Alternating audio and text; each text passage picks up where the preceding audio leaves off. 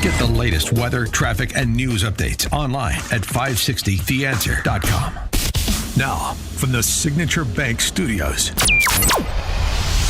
this is Chicago's Morning Answer with Dan Proft on AM 560. The Answer.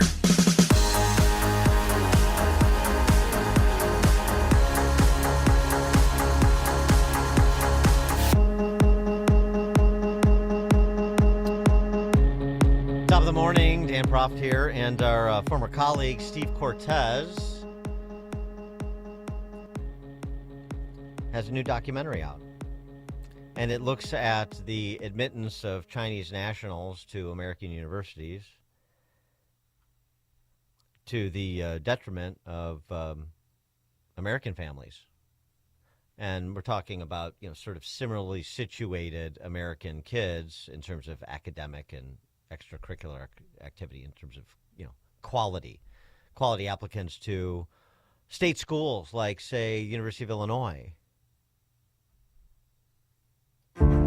When you think of Central Illinois in the American heartland, you probably conjure up images of abundant, fertile farms, windswept plains, hardy Midwestern patriots, and perhaps even the University of Illinois Fighting Illini.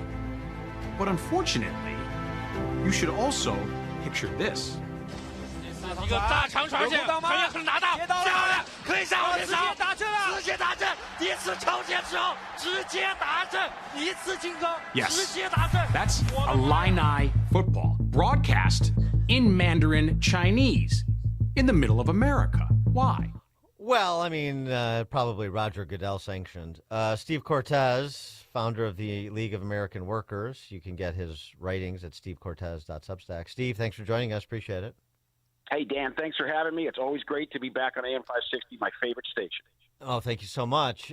Good to have you back. And so, so give us the larger issue, and then U of I as a case study.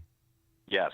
Well, so the larger issue is there are 300,000 Chinese nationals studying right now at American universities, at least that many, by the way. We don't know exactly because it's not like there's a central database, but at least that many in the United States, as best we can tell. Could be as high as 400,000.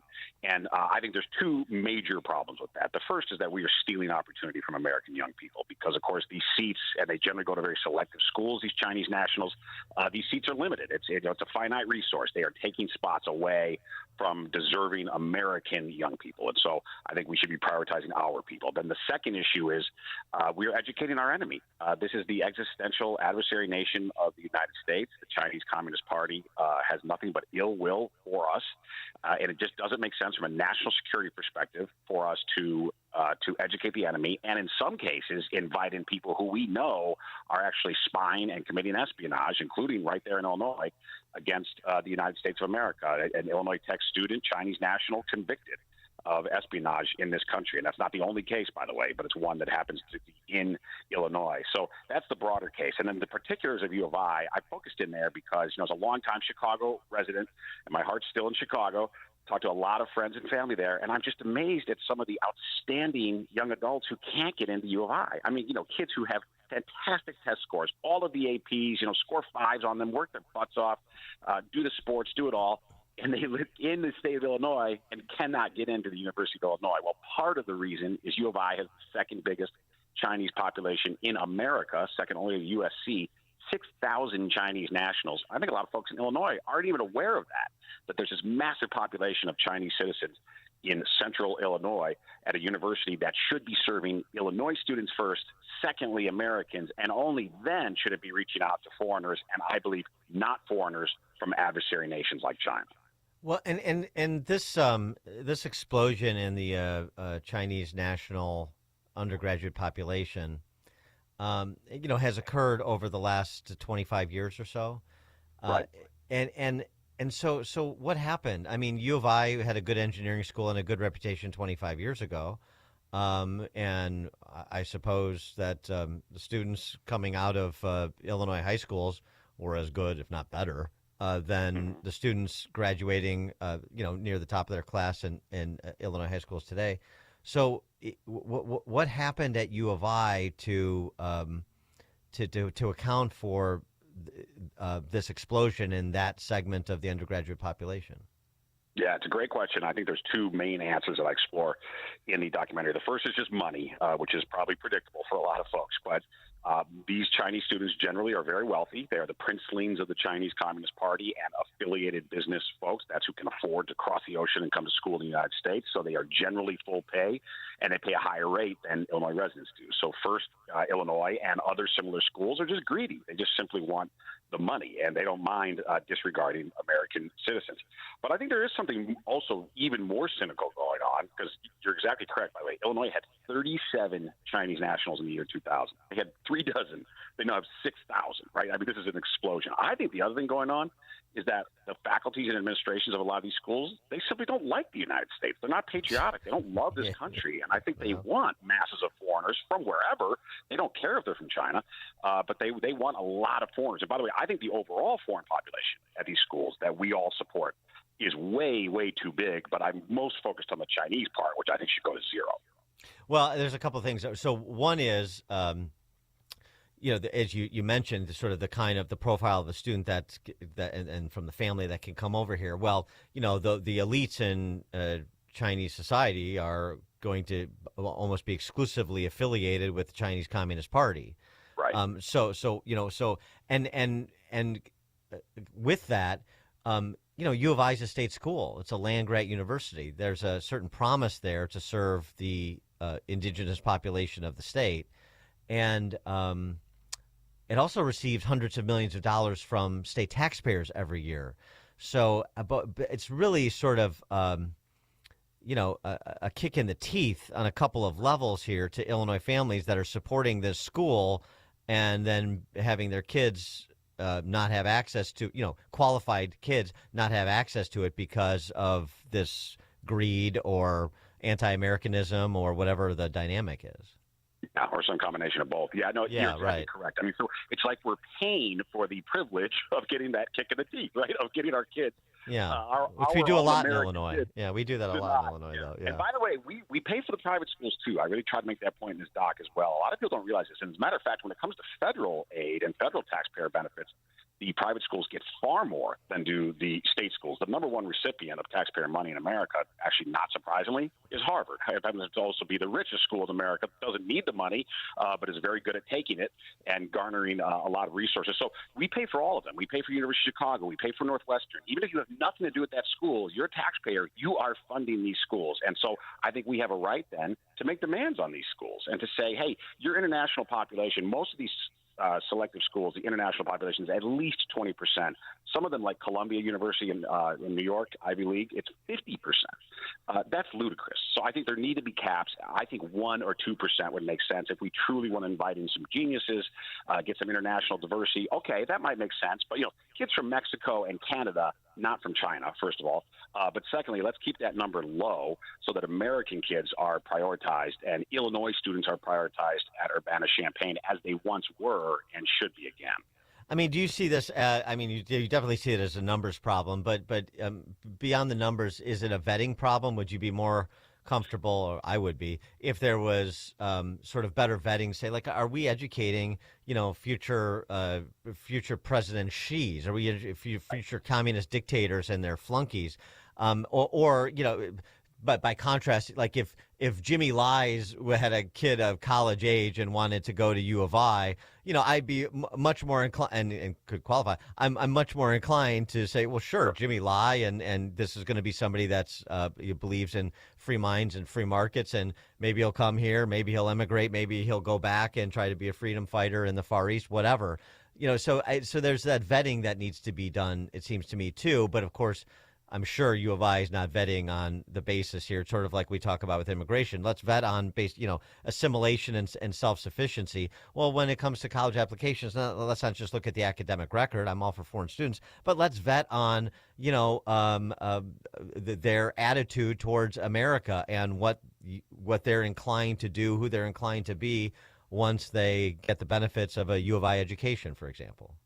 Sure. And I think with most international students, we can and should do that. It would be difficult, though, I think, with the Chinese for a couple of reasons. One is, as you kind of intimated before, there really is no such thing as a truly sort of independent business success person in China, right? In other words, you must be affiliated at least with the Chinese Communist Party to be consequential in Chinese society, to have the kind of money and influence to send your children to the United States. So by definition, we're getting either actual CCP or CCP-related families who are coming here. So that's one aspect. The other thing is, and this really came up with the Northwestern professor who's in my documentary, is these Chinese students systemically cheat and lie in their applications. For example, they will have a near perfect verbal SAT, and they then show up, and he told us stories about they can't even speak English, right? So there's no way that they got an 800 on the verbal SAT in English, right? Right. In other words, they're cheating. They're simply lying. They're faking transcripts. Somebody else took the test. And there's a systemic level to this. I mean, this is ongoing. So, with the Chinese, unfortunately, I don't think there's a way to properly vet them like you're talking about with other international students. So absolutely, right? Let's make sure that these are people who love our country, who share our values, who want to add to American society, not become agitators. By the way, at Columbia University, which had a lot of pro-Gaza, violent agitation, many of those agitators were foreigners who hate the United States. Yeah, like Mahmoud Khalil. Yeah. Right. We had a hell of a time deporting, too, by the way, which is a lot, another topic. But what about the professorate? Did you look at that at all in terms of the the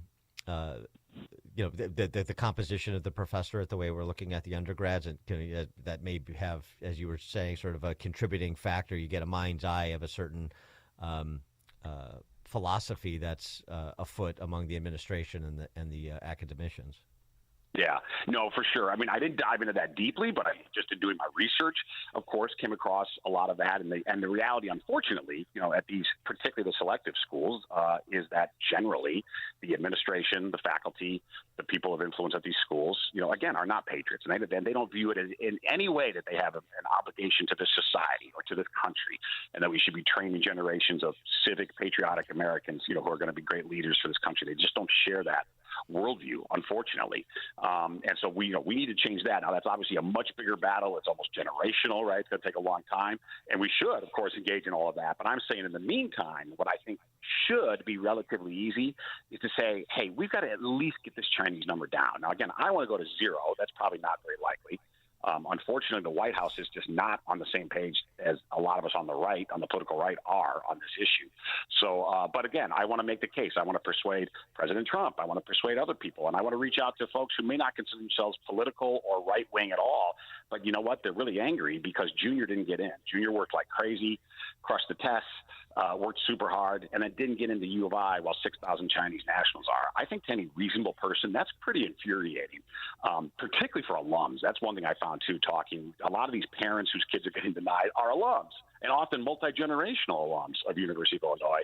And all of a sudden, this family tradition is cut off because these spots were taken by CCP princelings. That's not okay. That's not okay. So I'm trying to expose it.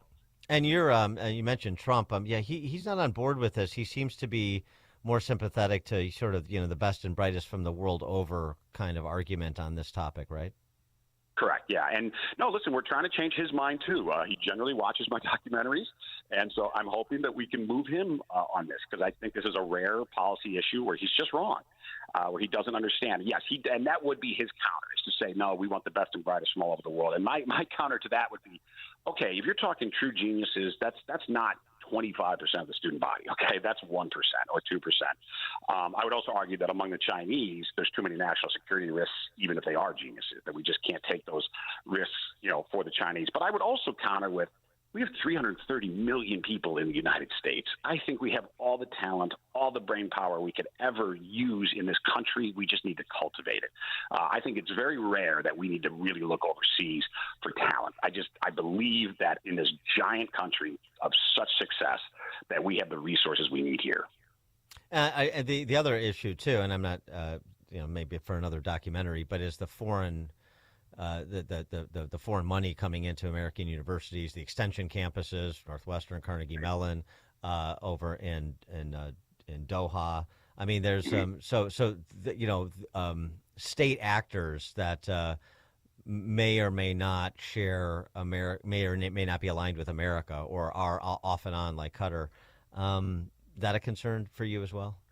For sure. And I don't get into that in this doc, but yes, absolutely. I mean, we have, and particularly as you talk about Gulf money, right, incredibly active at these universities. And unfortunately, like I said, these universities, they're greedy and they're willing to essentially, pour themselves out. They really will for the almighty dollar. My alma mater, Georgetown, certainly has. That's for sure. And that's a concern as well. And yeah, you're right. Maybe that's a separate doc. That might be an interesting one. How much foreign money is polluting U.S. universities and exploiting us, and why are we allowing this? Right now it just has to be reported, but they can take as much as they want, and perhaps that's something for us to look at as well. Yeah, I'm shocked to learn that these high-minded academics are so motivated by the almighty dollar. It's just disgusting. I thought they properly opposed such filth and like capitalism, right? But very, very interesting. Well, I think these tenured professors want to continue to make huge salaries, and teach one class a semester or two, right? So they like that life. Good gig. Yeah, it's also U of I system too, as you well know. Also very open-minded when it comes to former terrorists. Professor Kilgore, Professor Ayers at UIC, Professor Northwestern, Dorn at the Family Law Center there too. So we're very, very open-minded when it comes to people that have less than America's interests at heart, it seems. Steve Cortes is the founder of the League of American Workers. He writes at stevecortes.substack. And Steve, where do they find your documentary in addition to your X account? Yes, please go to CortesInvestigates.com, Cortes with an S at the end, CortesInvestigates.com. Please watch it, share it. It's free. We just want everybody to see it. We're not monetizing it. So, Dan, I appreciate it. Thank you so much for the chance. Thanks, Steve. Good luck with the documentary. And Steve joins us on Chicago's Morning Answer. The stories you need to know to start your day. This is Chicago's Morning Answer on AM 560. The Answer. Signature Bank is Chicago's fastest growing independently owned business bank. It's a bank that cares about your business and is invested in your success. I'm Dan Proft, and I know this because